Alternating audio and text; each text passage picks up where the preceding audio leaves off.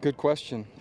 Perspective is all I can go off of, and I don't really remember what day one was like a year ago or the year before or the year before. So try to measure it and what I thought spring was like and where I think we need to be by the end of fall camp. And great to have more depth, great to have more bodies, great to have a relatively healthy team, and from the structure, the format, and retention, that part looked good. From the execution and precision and effort, that part has a ways to go. So I think knowledge of assignments was retained pretty well, speed of the game and how fast we're playing and how precisely we're playing on both sides.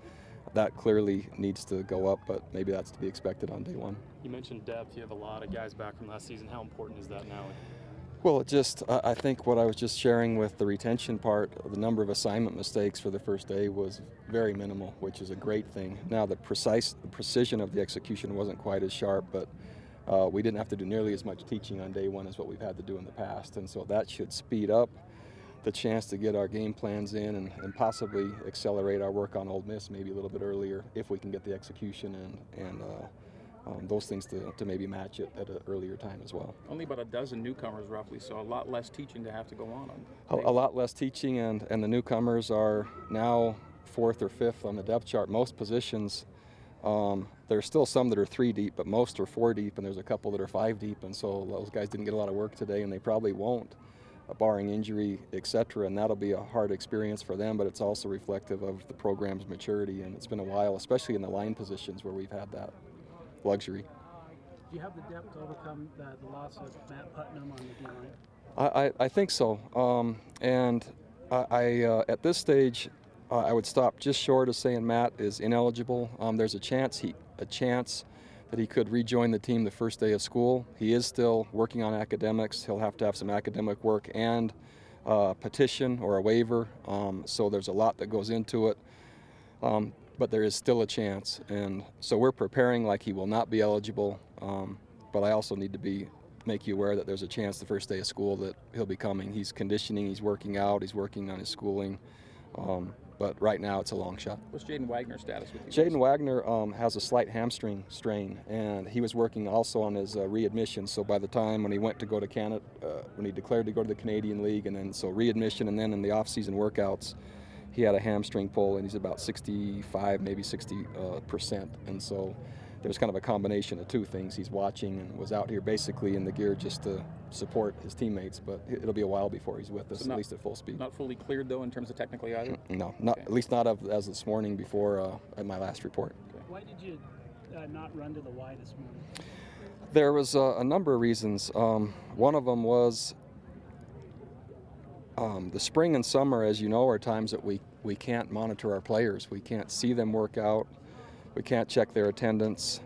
And I thought that it was really important with the format that we had today that the team and the coaches see exactly the level of preparation our team put in going into day one. When you're at the Y, you see the finish and you see the time, but you don't really see from beginning to end every single player. And I thought for this particular team at this stage,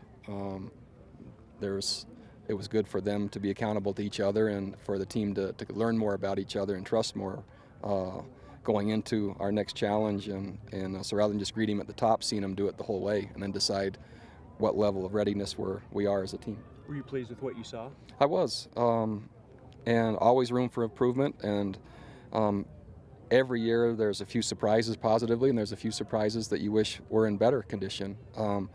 The great thing about spring and summer is it's only the players' choices. It has nothing to do with the coaches, and it really gives you a great idea of who's put in the work. And so that was why the format was changed a little bit. I think camp will have to be accelerated. I think our preparation will have to be sharper with the season we have coming up, and that seemed to be a logical way to start it. With Matt Putnam out, is Ian Doolan going to still redshirt? That's still the hope. A plan as of today, and it could change, is to cross-train Loney or Hebron. And so Graham, Rowley, and Hebron are a pretty nice combination at that end spot. And so we have enough players as of today, and I think we're solid at nose. If Romney's knee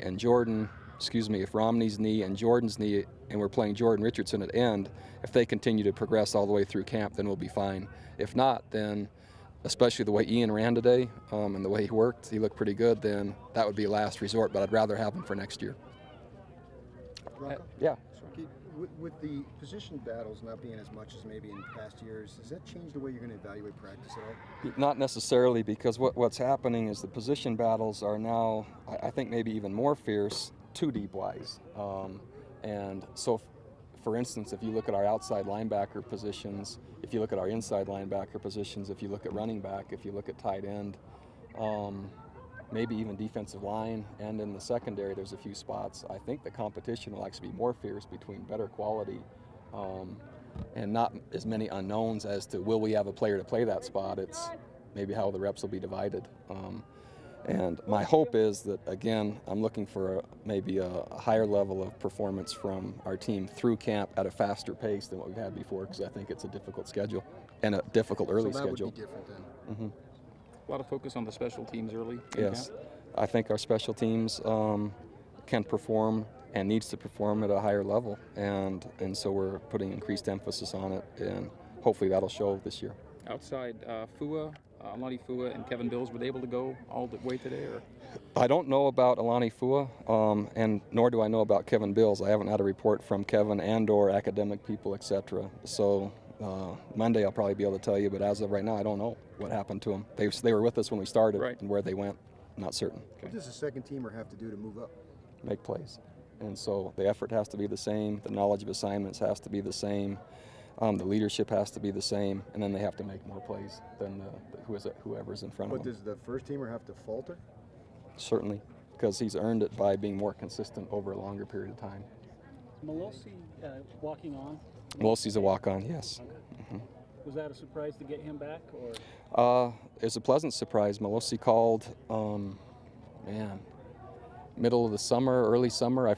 I'm not quite sure when, and wanted to come back. And it's good to have him back. We were originally considering playing him in the secondary, and after continue to look where we might need another player, we're putting him at running back.